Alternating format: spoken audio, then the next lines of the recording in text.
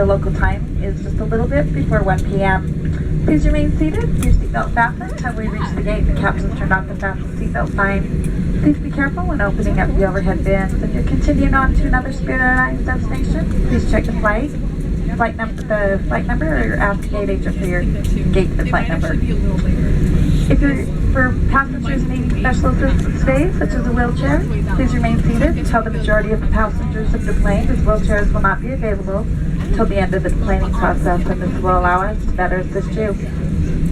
You can pick up your bags. Just follow the baggage claim area.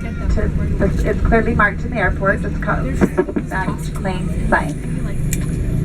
We invite you to visit our website at spirit.com, where you can check in online, enter comments regarding your flight experience, and get great low fares on future flights, car rentals, hotels, vacation packages, and even cruises.